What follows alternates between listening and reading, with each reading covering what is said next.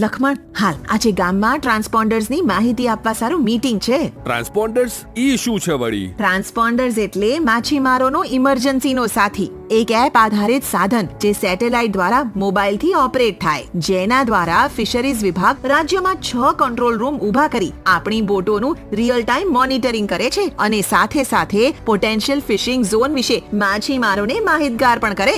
લે, આ તો આપણા માટે બહુ સારું. કંઈક થઈ જાય તો તરત મદદ મળે. હાસ તો બોટ્સનું લાઈવ લોકેશન, લેટિટ્યુડ, લોંગિટ્યુડ ખબર પડે એટલે આપણે ઘરેથી જઈએ અને પાછા આવીએ ત્યાં સુધીની બધી જ માહિતી મળે. પણ આની બેટરી બંધ થઈ જાય તો?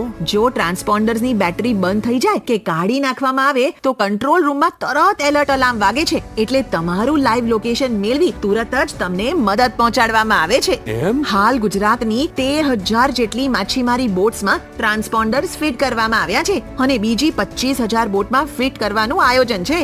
એટલે હવે ચાલ મીટિંગમાં, એટલે આપણે ને આપણી બોટ પણ સલામત. આપની સજાગતા અને તકેદારી આપે દરિયાઈ સુરક્ષાથી રાષ્ટ્ર સુરક્ષાની ખાતરી. ગુજરાત મરીન પોલીસ દ્વારા જનજાગૃતિ માટે પ્રસ્તુત.